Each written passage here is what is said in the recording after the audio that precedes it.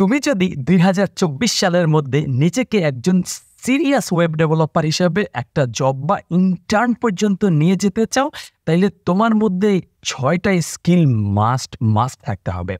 আমি এই 6টা জিনিস ধরে ধরে এক্সপ্লেন করব এই ভিডিওতে।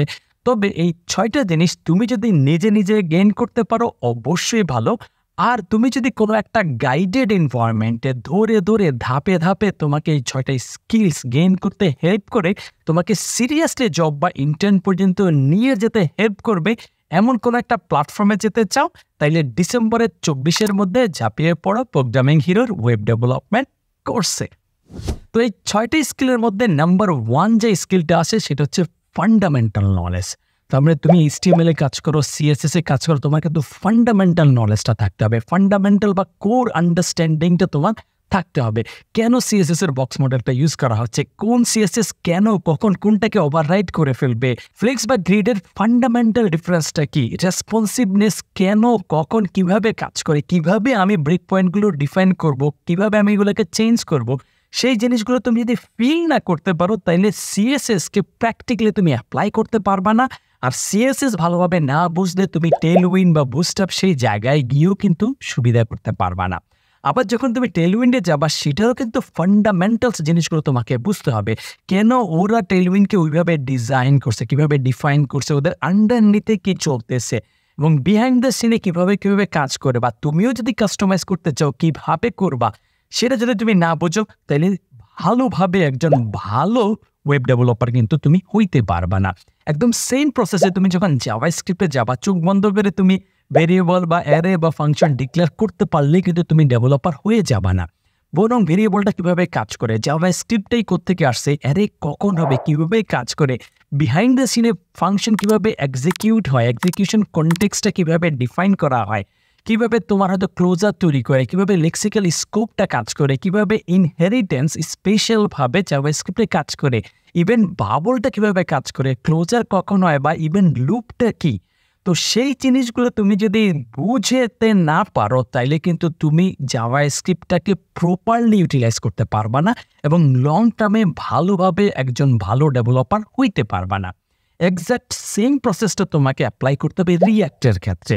মানে চোখ বন্ধ করে কপি করে রিঅ্যাক্ট শিখলে কিন্তু কাজ হবে না। তোমাকে তো বুঝতে হবে যে আসলে রিঅ্যাক্ট কেন ভাবে কাজ করে, কেন রিঅ্যাক্ট ইউনিডিরেকশনালভাবে কাজ করে, বা ডিফ অ্যালগোরিদমটা কেন কিভাবে অপটিমাইজ করে, ভার্চুয়াল ডমটা কেন ইউটিলাইজ করা হয়, এই যে JSX বলি বা আমরা এটাকে HTML-এর মতো জিনিস বলি, এটা যে আসলে জাভাস্ক্রিপ্ট সেটা কেন হয়, স্টেট কেন ওইভাবে ম্যানেজ করতে হয়, কেনই বা ওটাকে লিফট করতে হয়, কেনই বা আউটসাইডের স্টেট ম্যানেজ করতে হয়, বা ক্যাশিং আমরা আসলে এক্স্যাক্টলি কখন করব না, এই জিনিসগুলোর কোর আন্ডারস্ট্যান্ডিং যদি তোমার না থাকে তাইলে চোখ বন্ধ করে জাস্ট বিভিন্ন জায়গা থেকে কোড কপি পেস্ট করে তুমি ডেভেলপার কোনো দিনও হইতে পারবা না। সেম জিনিসটা খাটে নোড, এক্সপ্রেস বা ব্যাকএন্ডের ক্ষেত্রেও আর কি। সো আলটিমেটলি তোমার উদ্দেশ্য হচ্ছে ফান্ডামেন্টাল নলেজ, কোর আন্ডারস্ট্যান্ডিংটা স্ট্রং করা। এই জন্য আমরা প্রোগ্রামিং হিরোর 9 নম্বর ব্যাচের ফাউন্ডেশনের উপরে সিরিয়াস জোর দিচ্ছি। শুধু জিনিসগুলো এক্সপ্লেন করে আমরা ছেড়ে দিচ্ছি না, বরং ডাউন দ্য লাইনে চলতে চলতে কিভাবে কোর কনসেপ্টগুলো আবার অটোমেটিকভাবে রিভিশন হয়ে যাবে সেই মেকানিজমটা আমরা তৈরি করে ফেলতেছি। তো নাম্বার 2 যে স্কিলটা তোমার লাগবে সেটা হচ্ছে এই যে নলেজগুলো আছে সেগুলোকে অ্যাপ্লাই করার স্কিল লাগবে। কারণ তোমার নলেজ এক ধরনের জিনিস, স্কিল আরেক ধরনের জিনিস। তোমার কাছে হাতুড়ি, বাটাল, দা বা ছুরি থাকতে পারে, কিন্তু সেই জিনিসগুলো ইউটিলাইজ করে একটা চেয়ার বা একটা টেবিল বা একটা খাট বানাই ফেলা কিন্তু তোমার দক্ষতা, ওটা কিন্তু নলেজ না। সো টুলস অনেকেই জানে, অনেকেই বুঝে, কিন্তু সেটাকে প্রপারলি রাইটভাবে ইউজ করে একটা মিনিংফুল আউটপুট নিয়ে আসার দক্ষতা তোমাকে লাগবেই। সেখানে তুমি হয়তো এই যে জাভাস্ক্রিপ্টের কোন জায়গায় তুমি অ্যারে ইউজ করবা, ফাংশন ইউজ করবা, কোথায় ইউজ করবা, কতটুকু ইউজ করবা, সেটা ইউজ করে পারফরমেন্স ঠিক রেখে কিভাবে তুমি একটা রিয়েল ওয়ার্ল্ডের প্রজেক্ট বানাবা। শুধু একটা না, এরকম তুমি 10-20টা প্রজেক্ট বানানোর অভিজ্ঞতা, হ্যান্ডস অন এক্সপেরিয়েন্স যদি না থাকে তাইলে কিন্তু তুমি কাজ করার জিনিসটাকে বুঝলে না।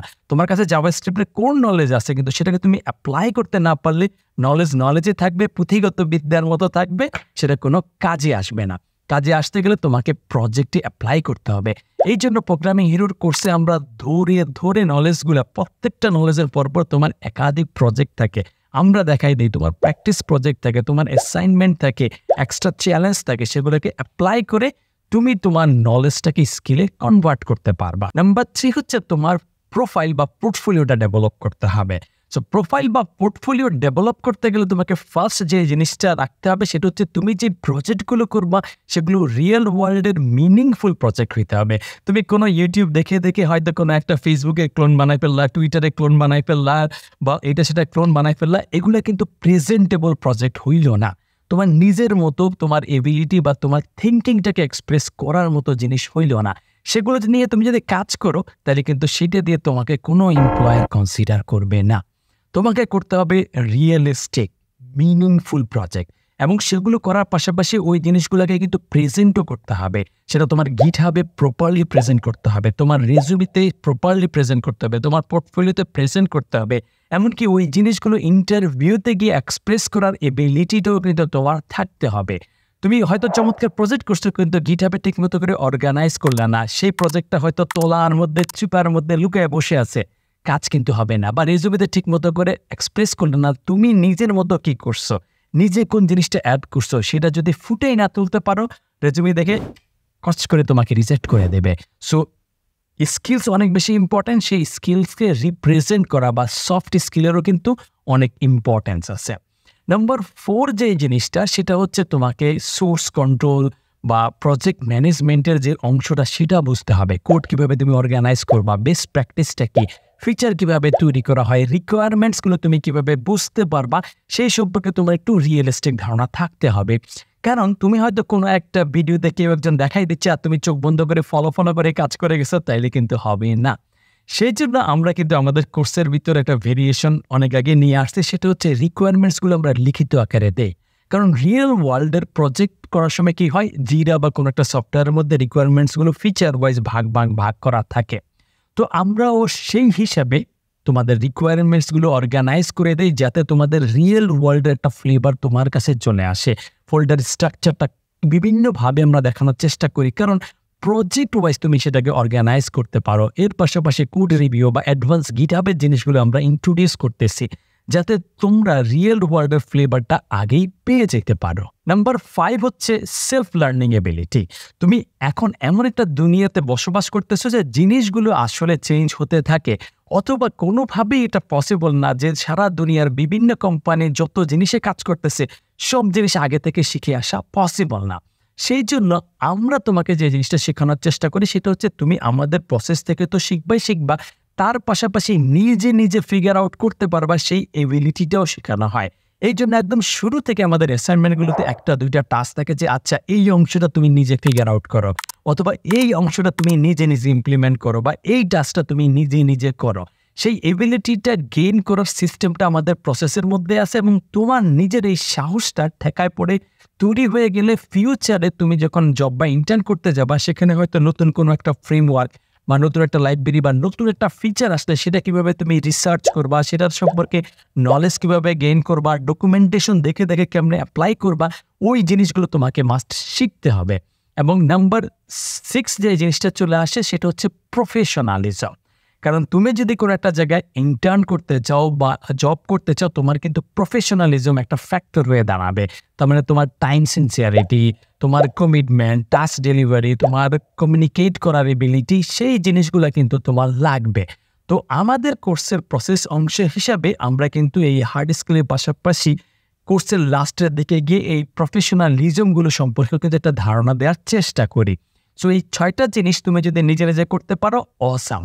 আর তুমি যদি কোনো একটা গাইডেড এনভায়রনমেন্ট থেকে পেতে চাও তাইলে ঝাঁপিয়ে পড়ো প্রোগ্রামিং হিরোর ওয়েব ডেভেলপমেন্ট কোর্সে। দেখা হবে 9ম ব্যাচে।